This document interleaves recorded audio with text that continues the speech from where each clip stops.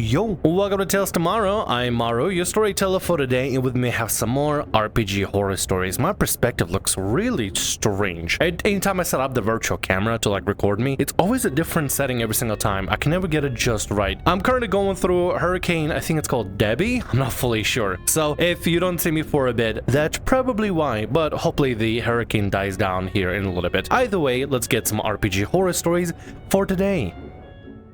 Player felt entitled to be in a relationship with her GM, even if there had been no dating at all. Hello again, Reddit. I didn't really use Reddit for half a year and my English is still not good. Hope it's not too bad.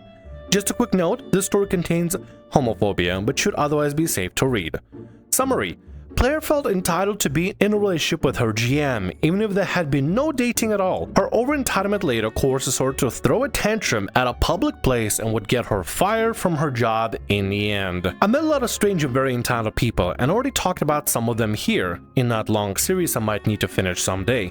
Also, for some reason, a lot of people just develop crushes on me for no reason as well.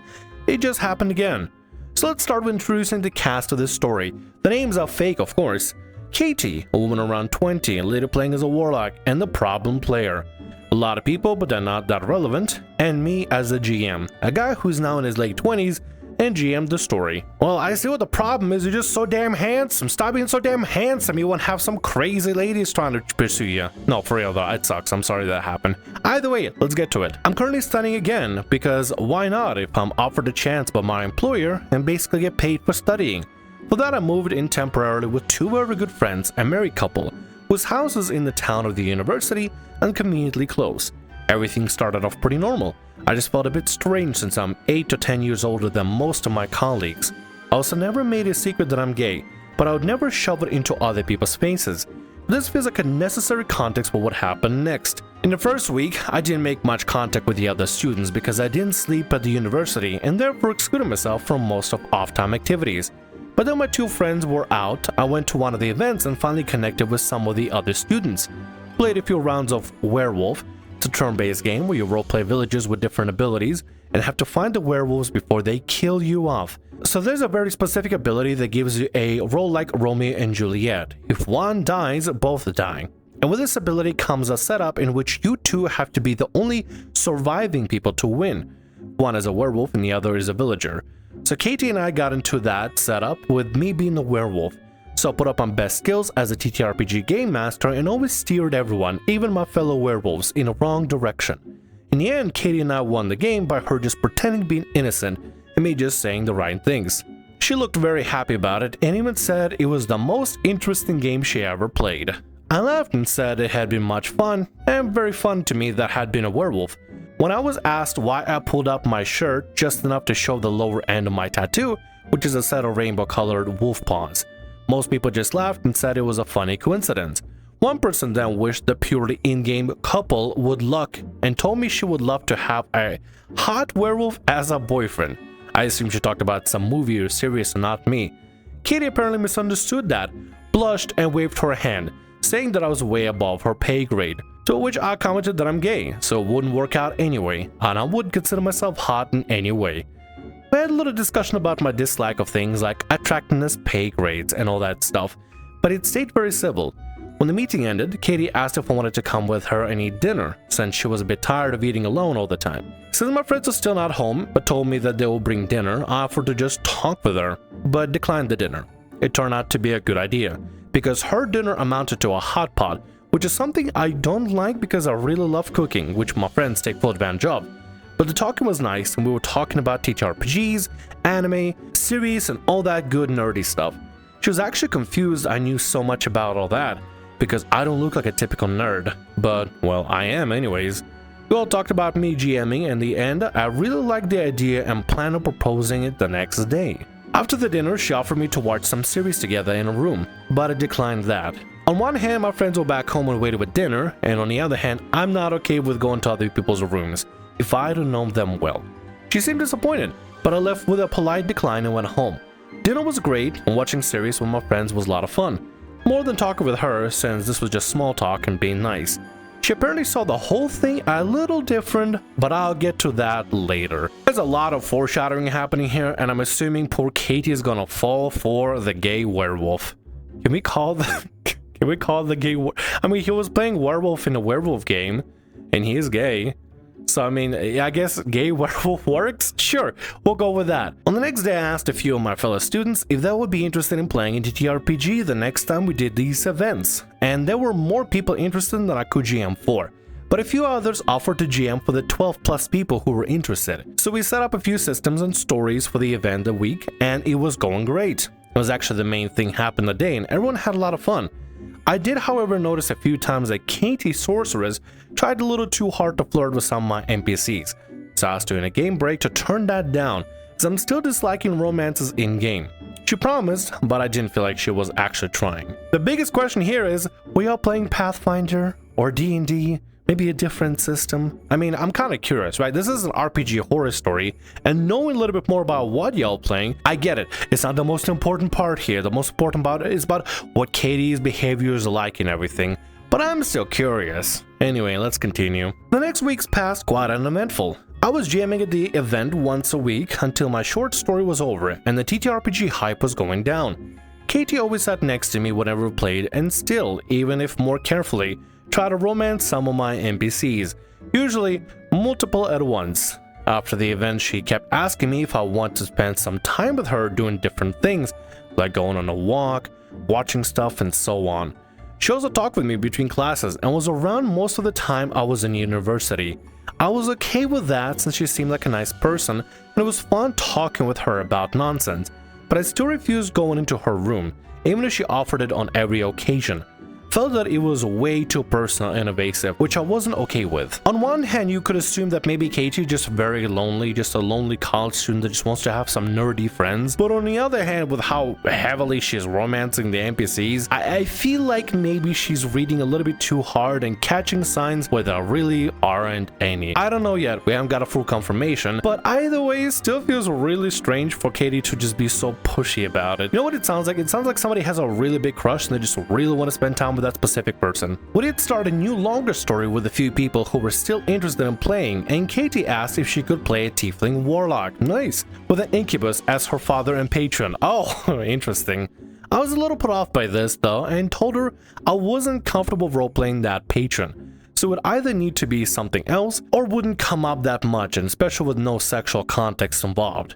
She seemed like she had hope for some more adult content, but seemed okay with the rules I said, and the rest of the players also said they don't want any sexual content in the game. She did, however, try to seduce way more male NPCs than before by pushing the incubus heritage, which was annoying to say the least. Have you considered just putting a lot of female NPCs and seeing if she's gonna like try to flirt them up or not, just as an experiment? Because if she's just targeting a bunch of male NPCs the whole time, then maybe just put in all girls. I don't know. After a few weeks, she asked after classes if I wanted to continue the story that afternoon, on the day where I was always doing stuff with my friends, which I said on multiple occasions. I was in fact doing quite a lot with them, but that had been the plan, since they were always happy to have half a week to plan stuff with me. I also took over a fair share of the housework since I tried to be as good off as a guest as I could be, so I declined that with a confused, "You know I don't have time," and thought it was it. She wasn't fine with this answer and asked if they couldn't just do something without me. They could, of course, and were doing their own stuff, but the three of us were spending much time together on purpose, so I didn't see her point. She tried to push this topic, but I cut her off with a simple, "I don't have to discuss my planning with you. You're not my boyfriend or my mother." She left in a huff and didn't message back for a day, but I didn't really notice. Next day, she wasn't in a classroom when class started, and when she arrived late, she looked awful. I later found out a close friend of hers died that night, and her parents told her that morning. She was pretty sad, and I just overlooked the stupid incident from the day before, tried to be as nice as usual. She was talking way more than usual, and once leaned against my shoulder without asking, which was the first real physical contact I allowed, and only because she was so messed up. I really thought it was just exhaustion. It was game evening, so I asked if I could cancel the game or if she wanted to play, which she agreed to. I did, however, give her some more free passes with behavior I usually dislike both in and out of game.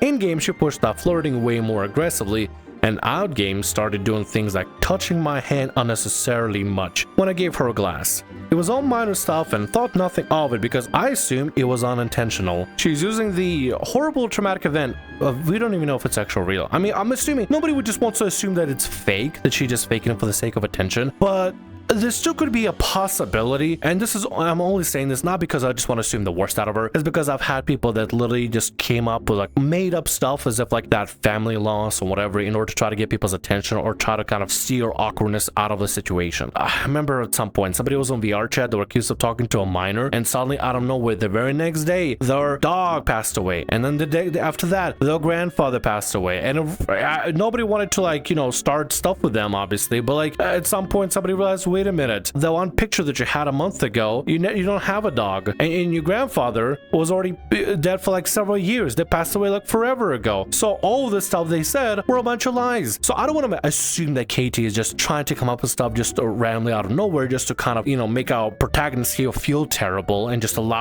give leeway to a lot of these weird hand touchy actions. But I've seen it happen and it's not good. It's not good. I'm hoping it's just a weird like momentary break, but letting her get away with hand touching, more hand touching and everything just because she's grieving is just, I don't think that's a good coping mechanism in the slightest. We talked that evening after the game ended and she seemed better by the minute, maybe since I was staying later than usual. That had absolutely nothing to do with her, but with the friends having their family over for dinner. When it was late in the night, I told her that I would leave because I was tired and friends' family should be gone by then. She offered me to stay over and sleep at her place. I took that as her still wanting company because of the loss, but I declined politely, saying that the university rooms are not made for 2 persons, and that's not even allowed. She began crying and told me she doesn't want to be alone that night. Well, that doesn't work for me. Emotionally pressuring me into something only makes me resent the idea more.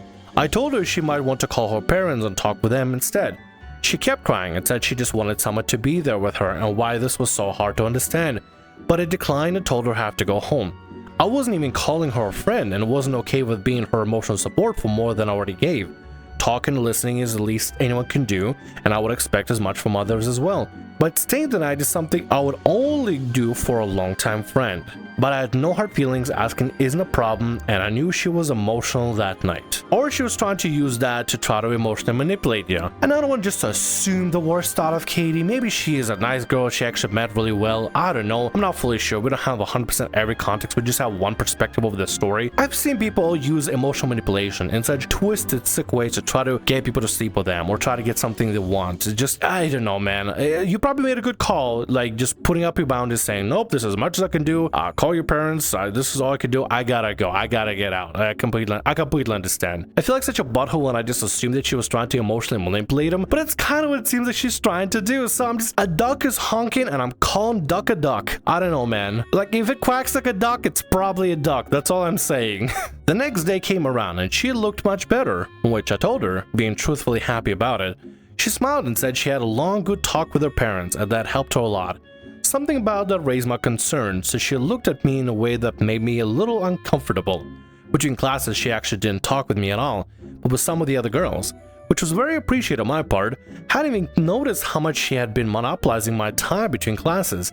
Later I overheard a joking conversation the girls had about, well, all the guys, which amounted to most of us not really being interesting, but apparently 3 others and I were very attractive. I agree with them on the 3 other guys, they are hot. When my name came up, I also heard one girl saying in a jokingly tragic tone, well, sadly for us, he is gay. Katie corrected her by saying that I was just saying I was gay, but she wasn't sure about it. Maybe I was bi and just focused on guys lately. One other girl laughed about her and reminded her I literally have a rainbow tattooed into my skin.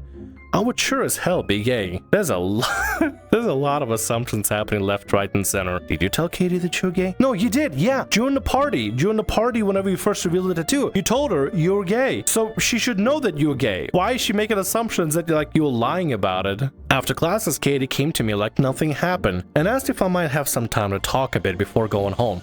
I looked back at her with a blank expression and told her that she might want to ask someone else. She was extremely surprised and asked if she did something wrong. Maybe don't question other people's sexuality if you don't want to hurt them, was my sole response, leaving her alone in the hall.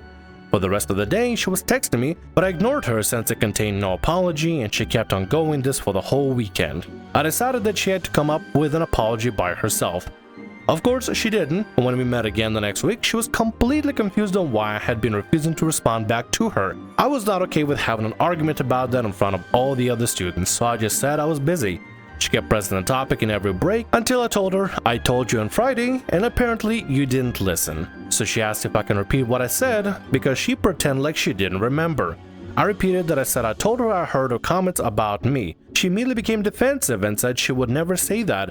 But the girl who commented back on Friday told her that she absolutely said that, and she could totally understand that this made me upset. Katie looked at me as if I was just oversensitive. She didn't apologize and said it was irrelevant.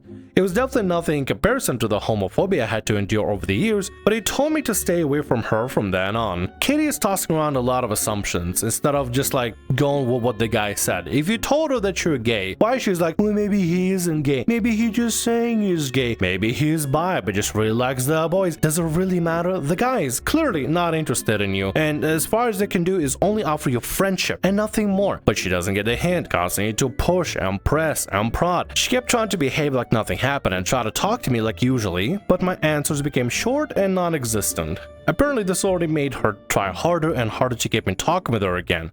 I was already thinking about ending the TTRPG story because I wasn't comfortable playing with her anymore. My friends had already noticed that I was annoyed about this, and since his husband had been busy with other things, my friend Ranger offered to go to the university's gym with me instead of GMing that day.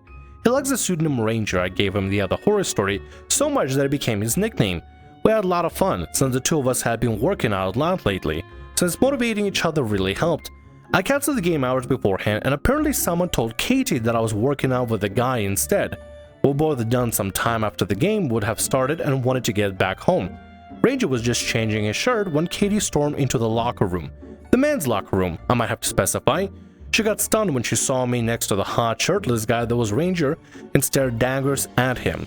Ranger, on the other hand, had just told her very casually that she had confused the locker room and put another shirt on. This lady is absolutely insane. Don't barge into people's changing rooms. Let them change in peace and private. Jesus fucking Christ. This girl's actually insane. She is going absolutely ballistic for a guy that isn't even interested in women. She ran away as fast as she arrived, and we could hear her crying on the way out. Ranger was just really confused on the situation and asked how often I told her that I'm gay. I just shrugged and told him she clearly didn't believe it. While leaving and going home, Ranger proposed the idea that she might thought by making that scene I would go after her. But I told him that this would be stupid given the fact that she knew I didn't care about her emotional pressuring. Spend the evening talking about this story and sharing some stories about the people who just wouldn't get that we weren't interested in them. Like the guy who hate-bombed Ranger because I wouldn't date him. I remember that story, we covered in a video before. The next day started off normal, but the moment I got into the university, I knew something was off. Some people were looking at me uncertain, some empathetic, and some were just discussing something. Before we could even get to classes, Katie stormed up to me and yelled at me how I could dare to show up after all I did to her. I felt like I knew where this was going, guilt-tripping in action, and just plainly told her to get a dose of reality and get in her head that I never had any interest in her to begin with. She yelled back what an awful person I would be for leading her on for weeks and then cheat on her on the first opportunity. Walking past her to the classroom, I just said in an uncaring voice that she's delusional because literally the first thing I had said to her personally was that I am gay. She ran off and didn't attend class that day. All the students were either neutral or on my side after her meltdown, and I got reinforced a lot when she just didn't care if I was interested or not. But of course, she couldn't let things stay that way. After class, she waited outside in the main hall and threw another tantrum. But this time she was so blatantly aggressive and spewed so many homophobic comments that it surprised even me. She was angry for literally no reason other than her own delusion and stupidity that she didn't even care as I said I would record it. She just kept saying that I had leading her on by being a nice guy and said I was of course dating her, but cheated on her with a guy the whole time. From once to the whole time, that escalated quickly. I thought about talking back at her, but I just recorded what she said with a blank expression. I didn't feel worth the effort. This only made me angry and demanding an explanation for why I quote-unquote cheated on her. You clearly want a guy for yourself, but like, that's not the guy for you. Jesus Christ, he told you specifically that he is gay when you first met after you played the werewolf game. You know this. And she is thinking of dating? How? Where? Only because he gave you a little bit of leeways to be all touchy-feely and now you think you have this imaginary boyfriend with you and stuff. You make it up a bunch of nonsense, Katie. She didn't notice the police arriving in that moment, and the policewoman asked her to please calm down and explain herself. The policeman, on the other hand, asked me what was going on, and I told him as such. She tried to press that I was being toxic, manipulative, and cheated on her, but she had a hard time explaining this, especially when I casually said that I was the one who declined going into her room multiple times. She yelled at me for making a stupid argument and doubled down on her delusion, saying that we even had sex. I just asked her to tell me how many paws my tattoo has, something she would knew if what was said was true. The policewoman asked her politely to answer my question, and after yelling multiple times, this was misogyny and victim shaming. She said 2, likely because that's how many she saw the first time. Wrong was my sole response, and I just walked outside the building. Policeman went outside with me while his coworker tried to calm her down. He asked how many paws it actually was, and I pulled up my shirt to show him. He then gave me a compliment about it, looking really nice. Quite sure he didn't mean the tattoo. While things calmed down in the building and she was walked back into her room, the policeman asked me about the background of this, and I tried to explain as much as I could, which is to say that it wasn't much. When the policewoman arrived, she told me Katie had agreed to stay away from me and I should better keep my distance as well. Told him that I would love to never meet her again. I told me I can press charges against her for the public harassment if I want to, and I just said yes because I was so annoyed. So, things quieted down after that. She left the university for a few days because apparently she was too sick after this, and her parents picked her up that afternoon. Though her father seemingly wanted to talk to her quote-unquote cheating boyfriend, to which the other students just laughed and said she never had one. Don't know if he believed them or not. I doubt it, but I really don't care. This lady is so insane. She's trying to come up with this fake relationship in her head when the guy's clearly not interested in her, and she's even making up lies saying that he cheated on her and they were intimate together to the police of all things. She could be doing anything else more beneficial, more actually fulfilling with her life instead of trying to start up drama and get the police involved in this nonsense. What the hell, dude? So now to the last part. I was called by the police a few days later and asked to sign the paperwork if I really wanted to press charges. At that point, I thought it might be a good reality check for her and just signed everything. Because the case was more than obvious and everything but serious, she got a sentencing in short order and had to pay a small fine. I was completely okay with that and didn't press the matter any further. However, her father called me a few days after the sentencing over her telegram.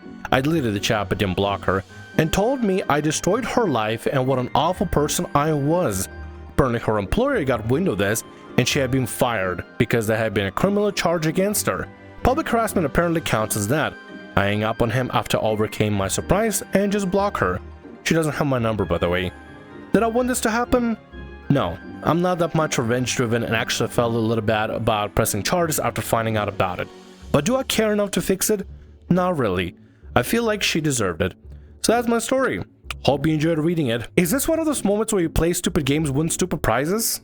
I mean, I guess. Except it really didn't have much to do in TTRPG sense. It had to do with IRL. I mean, getting fired sucks, and I don't think anybody should deserve like to get fired over like some sort of a spat like this. But like, yeah, she kind of did press the whole thing, and she tried to make a big thing in university, and so it actually was public harassment. So technically, just deserved.